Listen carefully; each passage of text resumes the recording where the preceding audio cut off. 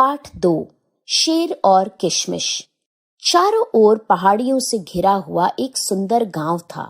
पहाड़ी के पीछे एक शेर रहता था। जब भी वह पहाड़ी पर चढ़कर गरजता था तो गांव वाले डर के मारे कांपने लगते थे।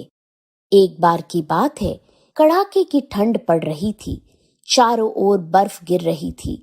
शेर बहुत भूखा था क्योंकि उसे कई दिन से जंगल में कोई शिकार नहीं मिला था। मजबूर होकर वह शिकार के लिए पहाड़ी से नीचे उतरा और गांव में घुस गया। जब वह शिकार की तलाश में गांव के अंदर घूम रहा था तो उसे एक झोपड़ी दिखाई दी। उसकी खिड़की में से टिमटिमाते दिए की रोशनी बाहर आ रही थी। शेर ने सोचा यहाँ कुछ न कुछ खाने को मिल जाएगा। यह सोचकर वह खिड़की के नीचे बैठ गया। झोपड़ी के अंदर से बच्चे के रोने की आवाज आई। वह लगातार रोए जा रहा था।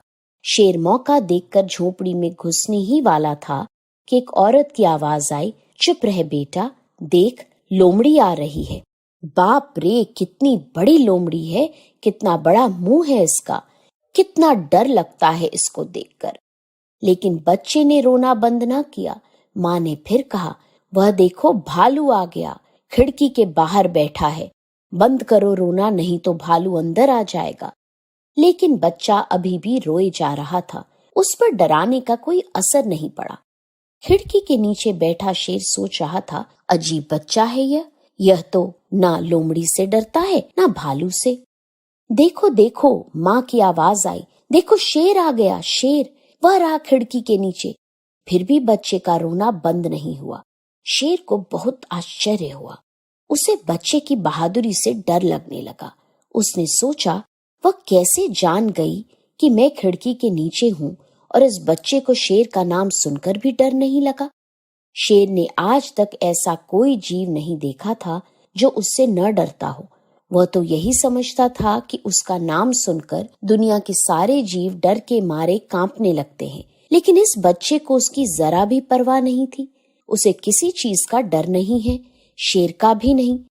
अब शेर को चिंता होने लगी।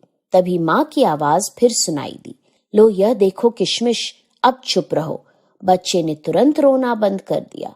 बिल्कुल सन्नाटा छा गया।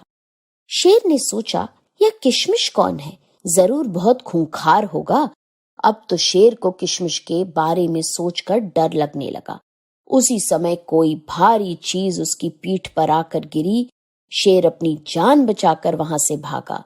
उसने सोचा कि उसकी पीठ पर किशमिश ही कूदा होगा। असल में उसकी पीठ पर एक चोर आकर सवार हो गया था। अंधेरे में शेर को घोड़ा समझकर वह उसके ऊपर आ बैठा था। जैसे ही चोर को पता चला कि वह घोड़े के ऊपर नहीं बल्कि शेर की पीठ पर सवार है तो उसके होश उड़ गए। शेर बहुत तेजी से पहाड़ी की ओर दौड़ा जिससे किशमिश को नीचे गिरा सके। लेकिन चोर ने शेर को कसकर पकड़ रखा था।